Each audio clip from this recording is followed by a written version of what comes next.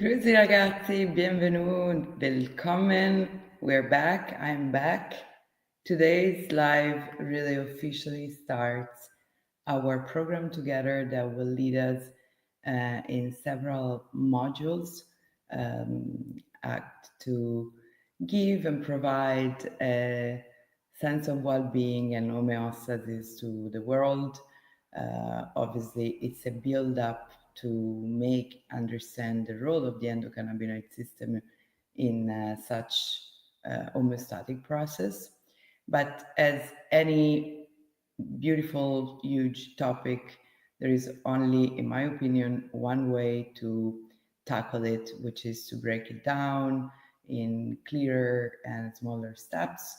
And each episode will try to layer up concepts.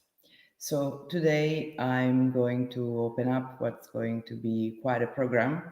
If you're interested in the full program, you can rewatch last week live, where I listed the full program up until December.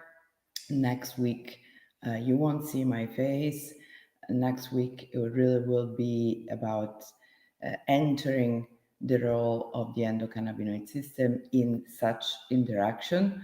Today, it's going to make happy the ones that want to understand better the neurology and the basis of that interaction. So I basically we set up the scenario for all that to happen, because otherwise it's just too many information all at once. Perhaps a little bit more boring, but as I already pre-announced, today's live is not just for you to listen to kind of on the background. Of course, if you are listening to this in the background, hello. I hope I'm keeping you great company. But ideally, I would also like you to take, especially by the end of this live, 10 minutes to really use this live, because this every class it's aiming to have a theory as well as a practical part to it. So we will put into practice concepts, because otherwise there is no, I mean, there is just knowledge. But as we will hopefully understand by this type of classes, analytical knowledge on itself, it's very beautiful, but it's completely meaningless if we don't put it into practice. So my goal and my objective for today truly is that of exploring these two brain areas and how they interact in the construction of the self, what is the self, and then we will have like a practical experience of that. Hopefully I'll manage to do all of this and we'll do it together. For any of you watching later on and not being live, I just remind you we're live at 17 at 5 p.m. Central European Time. In case for the next one you want to join us so you can take part. At the end, we'll always keep it open for reflections and a little Q&A perhaps. So let's get it going. Let's get into it, okay? Don't get scared. Also, for the colleagues, the neurologists, the neuroscientists present, discuss is open, as you can tell, to a vastity of people. So I'll try to keep it as general as possible and not go too technical. Obviously, if you want to get more technical, I'll also suggest you to get on the book that we wrote, myself and Fabio Turco, and a bunch of collaborators around the world with the support of Cannabisciencia and Provision Partners, which I very much thank. Principles of clinical cannabinology. I'll give you a hint by the end of this class as well, so that sorry, it's all live, right? So that you can explore more these areas, because these areas build up the disturbances that can occur in terms of malfunctioning endocannabinoid system in PTSD, so post traumatic stress disorder, and anxiety. So this really helps you understand why we use medical cannabis in a plethora of disorders that have to do with mood disorders. But now let's have a look. This is a sliced brain. This is a slide. Okay. This is a sliced brain on the side. And today, I don't know if you can see my cursor. I like I'd like you to let me know if you can see my cursor, my pointer, so I can keep on using it, but otherwise I'll keep indicating just perhaps with my finger. First, the amygdala. Amygdala from ancient Greek means almond, actually. And as you can tell, it's a little looking like almond shaped right at the middle of our brain, and this tiny, beautiful space that can, it's a true memory of our ancestors in the good and the bad that this area brings about. We will have a moment to explore here. No, you don't see it. When I move it, you don't see it, right? Okay, you can see the cursor. Okay, I'll just keep on pointing with my with my finger.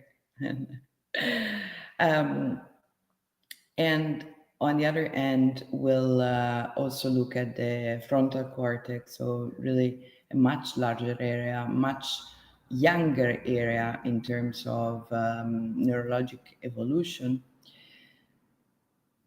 In very simple terms, what the prefrontal cortex does and do, and that's why I put that Viola says, because just really it is not textbook perfect, okay? But you can think of this area as your who am I part. That part of your brain that allow you to ask yourself and perhaps kind of reply to yourself, although we'll see that the more we will layer up knowledge on this, the more complex actually this reply will come, not necessarily anymore from the prefrontal cortex, but is the area that tries to attempt to reply to the who am I um, identity. And so really it's the layer of the conscious self-identity. It's an area that is deputed to um, regulation, but like really cognitive regulation, to the decision making process, and to self control. Many other functions. We'll explore the ones that are needed in this context. But in for the matter of this class, I think we can skip it, keep it in these very pivotal points. And it does have an important role in self awareness, um, but it's receiving information from a bunch of other areas that are kind of aggregating, let's say, data, so that our prefrontal cortex then has a decision about who we are in terms of conscious identity. Just as a note, a side note, many years ago, 8 years ago, I was for many months in a Ayurvedic hospital working there, and I had the pleasure and great honor to to to to, to be taught by a spiritual master that every day met me on the door asking me who was I. And little did I know that the reply that I was giving was completely a fruit of my frontal cortex, which was completely unaware of the processes that was skipping. So I kept on repeating that I was a woman and that I was um, a neuroscientist, that I was a daughter, that I was this, that I was that. And every day he kept on asking me this question, and he wouldn't tell me like, no, this is the wrong answer, but he would just smile and be like, okay, she hasn't understood shit about herself, but like she will eventually. So um, this is the space that collects our conscious identity. As I said, the interaction with the amygdala, it's the space instead of our emotional regulation. So where we feel the feelings and also where we store fear and emotions. So both of these areas are, as you will see in the next class with my colleague, absolutely full of cannabinoid receptors. And so that's why they do have a role in, as you know, the endocannabinoid system. One of the great things it does, it's regulating our memory, not just in the sense of memory loss for acute moments, but also in the sense of um, not retaining perhaps the fears or associating threats with environments or certain triggers so that we don't enter a space that basically it's a traumatic space. So really it's an area that is when it's working healthily, it's fundamental to send the signals to our hypothalamus to start the so-called fight or flight response. Many of us just think that it's just a HPA axis regulation, so just an hypothalamus pituitary adrenal regulation, but really the root base from where that first trigger starts is the amygdala. If the amygdala is firing up fear, and we experience fear, then we will send that signal to the hypothalamus that will start our sympathetic nervous system. But on the other hand, our prefrontal cortex also has the ability to look back and speak back to the amygdala and say, hey, you know what? We don't perceive that actually this threat it's still here. Everything seems kind of fine. So you can calm down, and so then parasympathetic nervous system can get activated. So again, in a very Viola neurology point of view, okay, very basic. We can look at the amygdala as the space of what do I feel? What do I feel? And what do I feel really entails with our subconscious self identity. And here, as just a side note, I also would like you to um, take note, although we won't go in detail in these, that the connection it's triangular towards as well the striatum. The striatum it's very important for the dopaminergic pathways. So that of course entails our reward system. When we say, oh, that is boosting my dopamine, or that compound, it's potentially dangerous because it can boost dopamine in certain reward areas.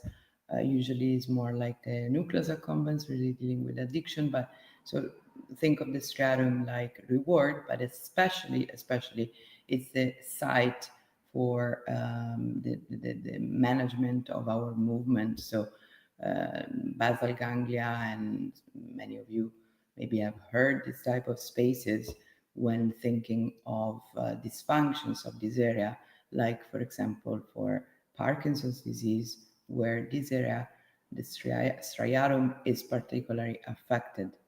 And why is that relevant to mention today? Because the addition, the sum of our conscious self identity and our subconscious self identity, then it's collected into different direction. One of these direction is our actions. So our actions, what we do, as I said, this triadum has to do with dopamine for our movement, really how we translate what we think we are and how we feel about ourselves in how we act about this. And on the other end, the reason I also wanted to keep this little box with showing you the hippocampus, one of my favorite areas, because mainly actually deals with learning and memory. And then it's a fantastic area to study if you're interested in the processes of synaptic plasticity. It's the place where we are the narrators. This is our storyteller of our brain, where we collect, what the subconscious, so how I feel about that, and our conscious, so how I think I am, what I think I am, into the story of um, who we are, that we tell ourselves and then that we tell others. And so all of this is, as you can tell, very much connected also in our what we believe physiological system that is out of our control. So, for example, the hypothalamus with our autonomic response. But when we think of our autonomic response, we cannot think of this area like, oh, the autonomic nervous system, great, it does everything for me. I don't need to think about it. What, which is great. I mean, I'm here taking a class, and you're here following this class, and a lot of mechanisms are happening for us to breathe, and our heart rate to be well paced, and our digestive system to be functioning, and all of these other things. Basically, more than 90% of the actions we don't really control. We think we don't, but truly they are completely connected and activated by our stories and our emotions. So perhaps we also do have a role, and we can enforce a role on what we think it's untouchable by our cognition or our capacity to connect to our autonomic nervous system and our autonomic response. Just throwing little ideas in there, okay? So how do they communicate? We already started to look at this. Just to give a little bit more names, don't get scared with these limbic connections. And surely these are, perhaps maybe you've heard of this a little bit more, is the collection of our emotions. And then now we look at the uncinate fasciculus. Not that because you need to learn these names, but just because, as I said, these responses are mutually modulated. Okay, so from one end you have the prefrontal cortex that modulates the emotional responses of the amygdala. So if the amygdala is firing up that we are scared, for example, of talking in public, let's say, then our prefrontal cortex could take this information and say, hey, I am an introvert, and I don't, um, this is not the right job for me, because I am not someone who speaks in public. I am someone who see themselves as, just, I want to do work that doesn't have to interact with the public. That's just giving really basic examples. But then on the other end, we also have this feedback where um, the amygdala also receive information in a healthy circuitry from the prefrontal. And now we got onto looking at healthy and unhealthy circuitry. So the theory obviously is always, ideally, we are not treating any patient today, But I believe this is a very, very, very common experience. So I took a paper that was not looking at childhood trauma that is that rare. I went on to taking a paper. This is 2021, so you can look it up.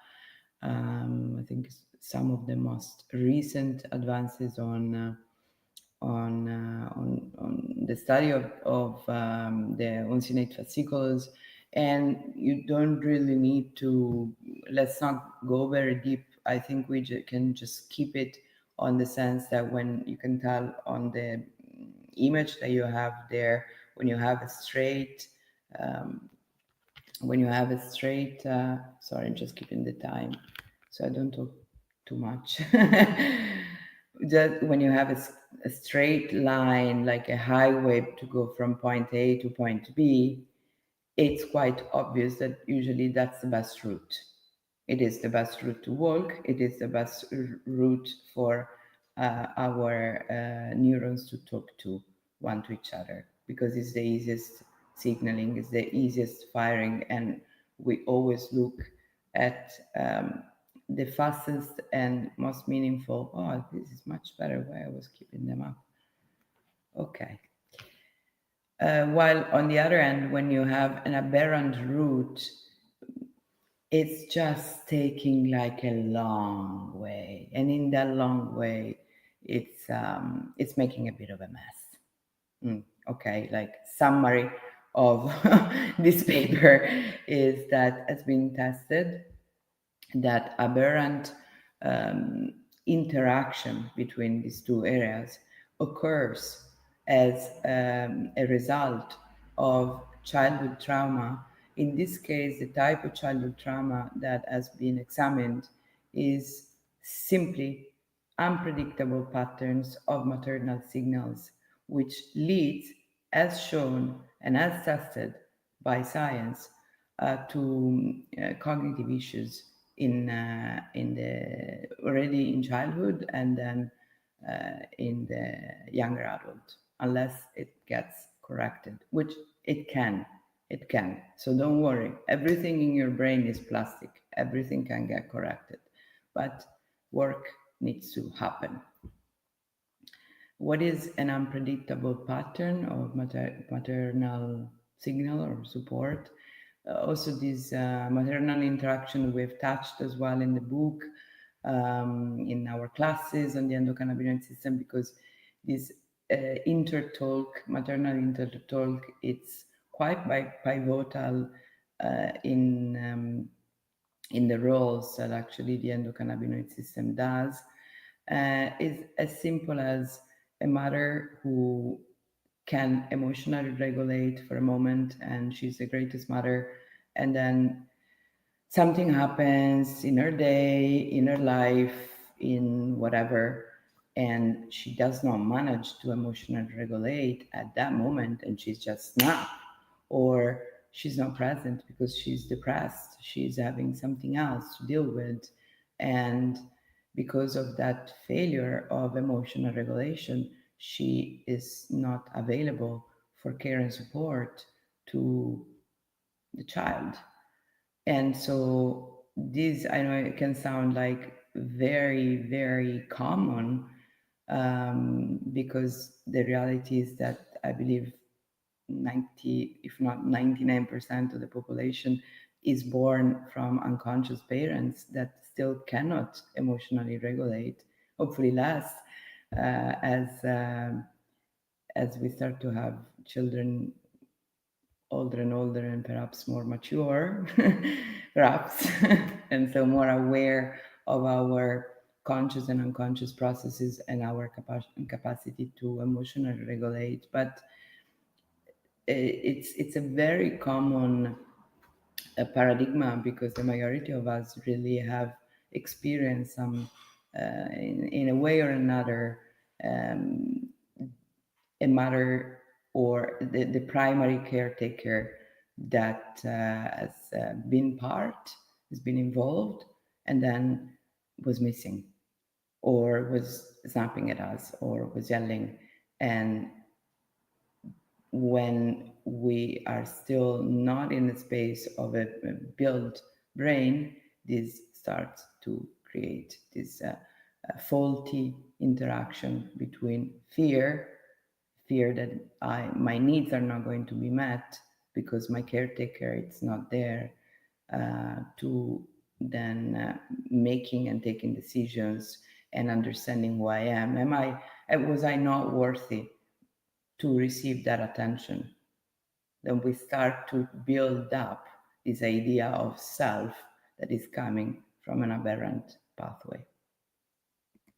Also, and this is clearly a little bit more rare because not everyone obviously experiences PTSD, luckily, but this is more going into more pathological. So from childhood PTSD that we just looked at, this is pure adult PTSD. PTSD, again, I say it's the acronym of post-traumatic stress disorder. So as you can tell, on the left side, you have slide A, which is looking at a healthy threat circuitry where a threat is perceived, but then also once the threat is gone, our prefrontal cortex manage to signal back to the hypothalamus that the threat is over, that we can start activating the parasympathetic nervous system, and it signals back to the amygdala that she has done a great job. We're so thankful that she is giving us the fear so that we can act and get the fuck away from there, or freeze so that the animal is not going to attack us. Do all of these things that we do in the fight or flight response that keep us alive, but that also the threat is over and that we can restart functioning as a normal human beings, so that our immune system can restart functioning normally, that our uh, hormones can the cortisol can be lowered, and so basically restart the process of physiology of a parasympathetic nervous system. So our heart rate can lower up, our blood pressure can lower down, our glucose can decrease from the periphery of the body. All of these beautiful things that seem quite crazy to happen during the sympathetic nervous system initiation, but that are absolutely necessary when we have a threat coming at us, but that are also absolutely detrimental in a state of chronic stress, which is exactly what mm, it's the underlining issue of a circuitry that is kind of represented from the slide B. And again, I left you the review article from which I've taken these images, so that you can go and explore more. And as I said, PTSD and anxiety, if you're interested to really get your head inside there and understanding what is the role and how to best use different cannabinoids in these areas, or treating these areas perhaps with your patients or with yourself. Principles of clinical cannabinology, you can find it on your local Amazon. So how we kind of, I already kind of talked to you about this, but just to reframe it, how do these two areas influence the perception of self in the who am I kind of dilemma? Sorry, I'm thinking of Shakespeare in this moment. And so the two main points here are stability and resilience. They do come about from balance between these two areas. So they are, when these two areas are in balance, we experience emotional regulation. Obviously, when there are dysfunction, physiologic dysfunction in these areas, it's easier for us to have an incapacity to emotionally regulate. And so we can experience a sort of fragmentation of identity. What's that? We can start to believe And especially this is reinforced by a narrative, a kind of faulty narrative, if you will, given from our hippocampus, of that we, as I said before, like that we are not worthy, perhaps. So this block of classes, we call it psychological blocks and sense of identity. When I think of one of the most common psychological blocks is the imposter syndrome, for example. So since many of you are on LinkedIn, so you're professionals, and I would put my hand on fire that even the most confident out there have had the experience of feeling like a complete imposter in your role, despite having studied for years or worked for years at that role. And sometimes you still wonder if you're going to be good enough for that. And that is that fear that can come before you give something that is still perceived as challenging or outside your comfort of your day-to-day routine.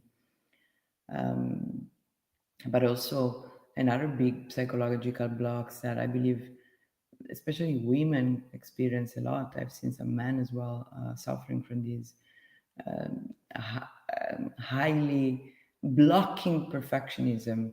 I've definitely had this quite a lot in my life, and so in my actions also, because obviously this then go and block actions. If everything wasn't perfect, I wouldn't be able to perform it.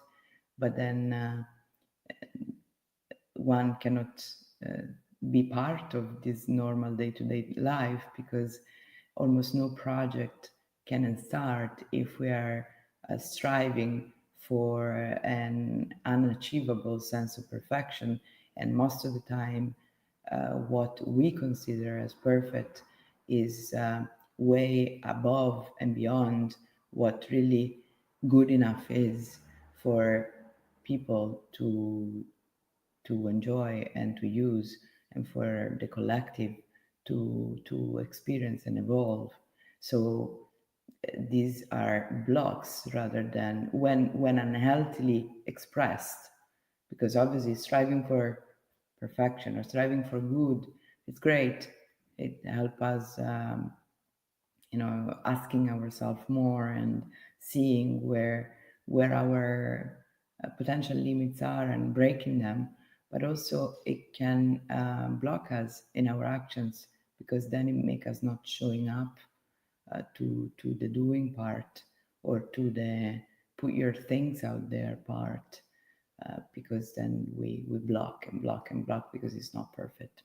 And so, as I said, the narration of all of this story, it's actually what keeps it alive as the sense of self. Okay, I manage with the timing, so we will take around 5 to 10 minutes to do this practical exercise. As starters, I would ask you if please now you are in a space with many people around you, to maybe put headphones on and try to create for yourself like a little bubble. Also, it would be really nice if we take a little moment to break, just a second. You shake off like the day.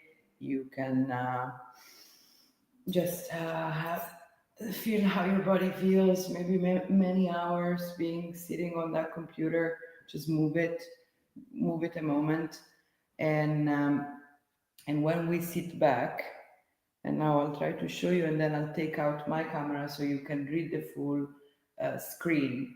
But I would love you if you could take a pen and paper and have it at hand, or simply your device, ideally not the one that you're using to watch this live from, so you can write on it. But if you want to do it pen and paper old school, you'll have my blessing. I mean, you have my blessings anyway. The idea here is now we are going to sit back. Please, when you sit back, don't sit at the back of the chair, okay? Unless you have like super big issues with your back, I would like you, please, just bear with me, okay?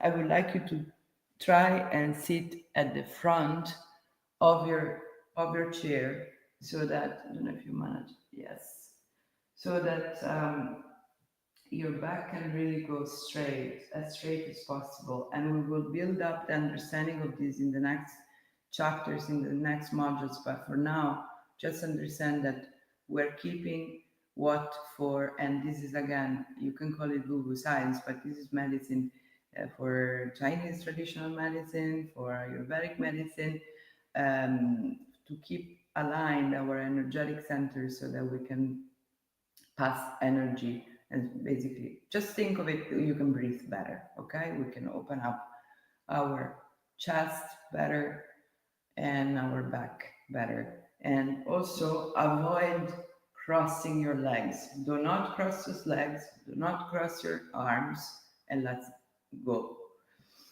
Now if you have your pen and paper, uh, I would love you to take a moment of reflection and just write down an event that happened recently that made you feel you had quite a strong emotional experience about this event, made you feel strongly. Uh, you just maybe today you just made like a huge sale and you were like jumping around super happy, or perhaps, gosh, nothing was working and you've been hours frustrated on the phone with some customer care, and at some point you started to feel like you were raging. Well, whatever that is, write it. Write this event, this emotional experience, and keep it for yourself. We don't need to read it, but just I want you to write it there, and what it was and how it made you feel. It can be 2 words. Great sale, felt great. Shitty call, felt frustrated, or felt in doubt of myself. Okay, now I'm gonna take myself out so you can read the full material and let yourself be guided from my voice. Okay?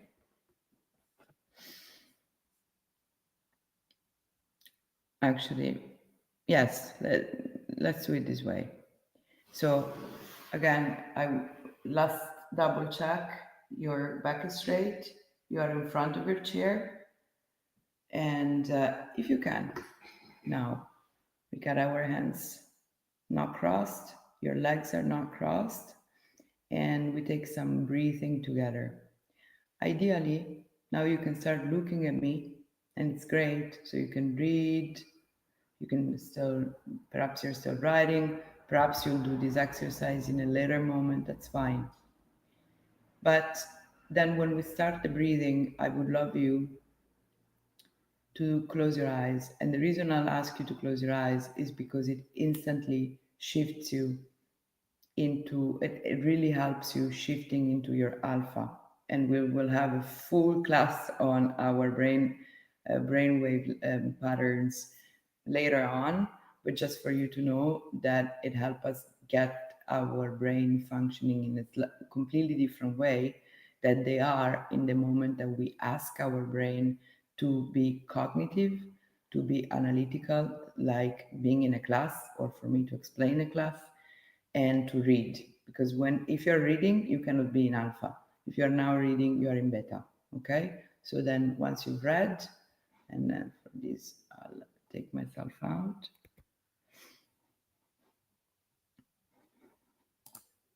Okay? You can still hear me. Um, you've read everything, and now you just can be guided. So we will start by inhaling for 4. We'll just make a little box. We will inhale for 4. We will retain the breath for 4. And we will take it out for 4. I will just do it like a few rounds of this. Ready? Let's go. Close your eyes. Inhale. Retain. And then exhale your breath.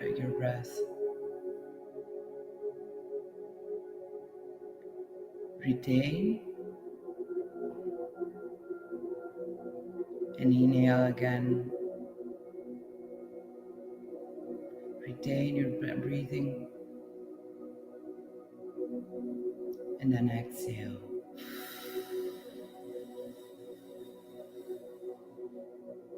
Retain. And inhale back again. 4. Retain. Exhale.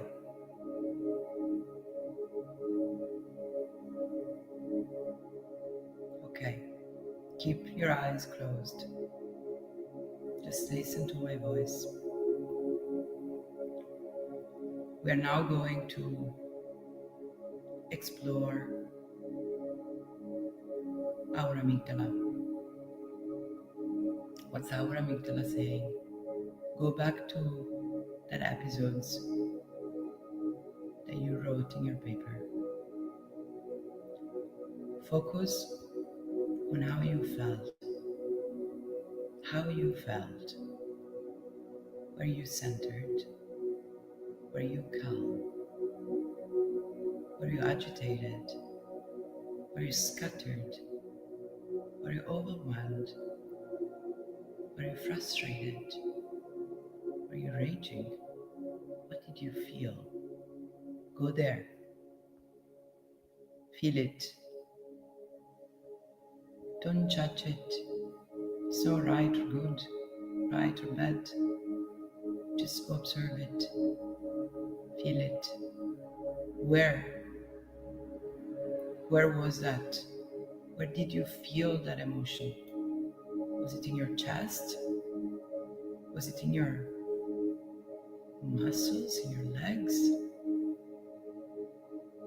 Was it in your stomach? Was it in your head? Where was that emotion? Where did you feel that emotion? Go there.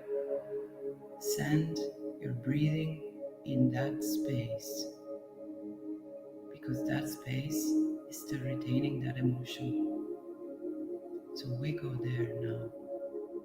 We'll explore back that space.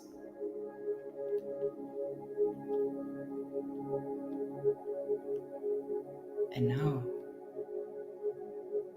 we look at what our prefrontal cortex has done, collecting impulses from our subconscious. We had some thoughts after that. They were totally automatic. These thoughts may have told us that we are feeling great about ourselves, that we are so confident about ourselves. Or perhaps they started to put us a doubt about our abilities, about our capacities, about how others are perceiving us, and we started to self-criticize.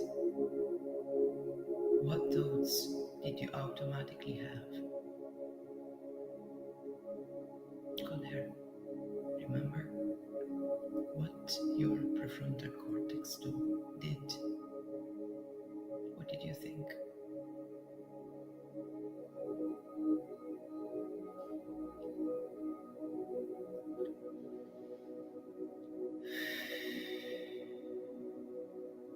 Last space.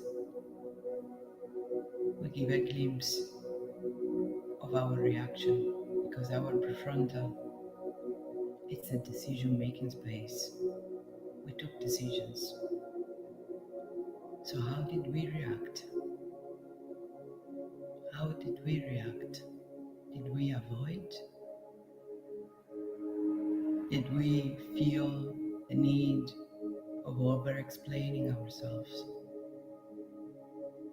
Did we feel the need of silencing ourselves when we inspired to take action? What did we do? What was the decision that we thought was most appropriate based on this interaction?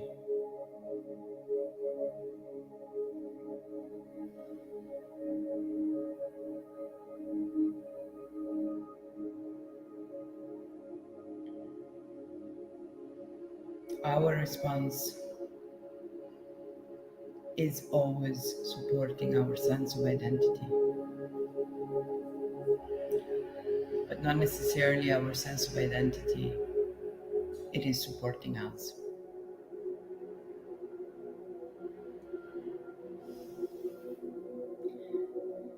If you want to start to feel back your body and come back to your body and open up back again your eyes,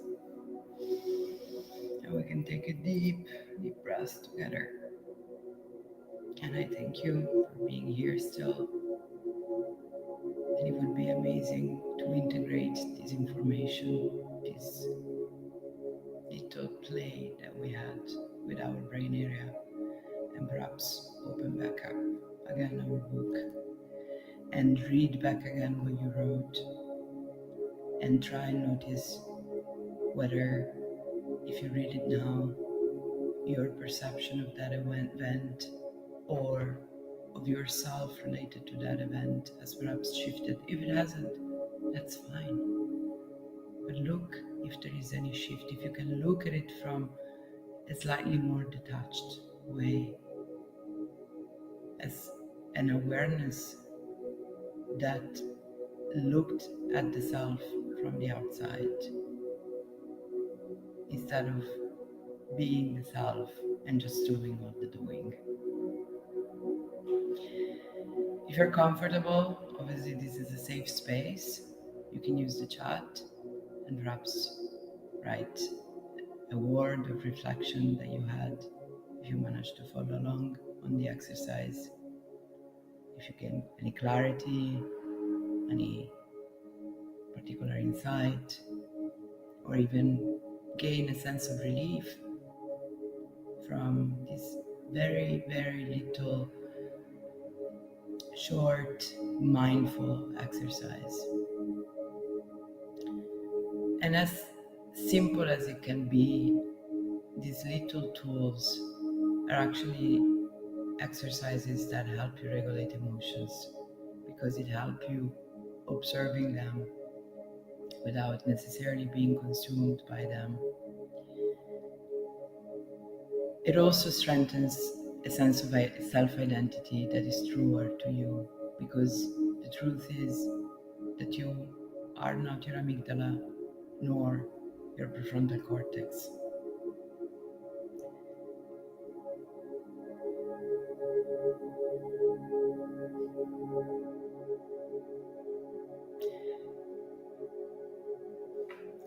I thank you for your comments. Thank you for sharing. Yes,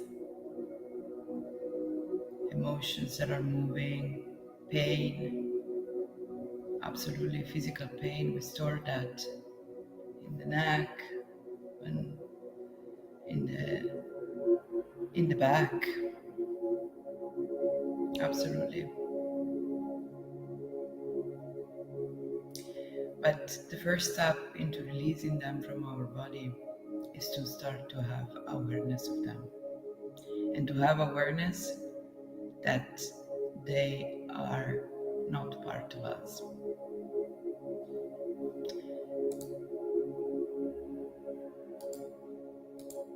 I hope you enjoyed today's first class into this. I stopped the music. I hope you enjoyed today's class Obviously, as I said, if you want to deepen your knowledge on these fascinating topics, I invite you to read Principles of Clinical Cannabinology. You can find a physical copy on your local Amazon, or just hop on cannabisciencia.com and you'll find the book. Also, if you want to write me, that's my email. I'll try my best to be in touch and reply. And I'm reading you. I'm reading you. It's okay to let go. I'm so honored that this short moment together is giving you such profound insights, actually. I look forward to next Tuesday, again at 5. And next Tuesday, we will be together with Dr. Turco to continue this adventure. Thank you so much and have a beautiful evening.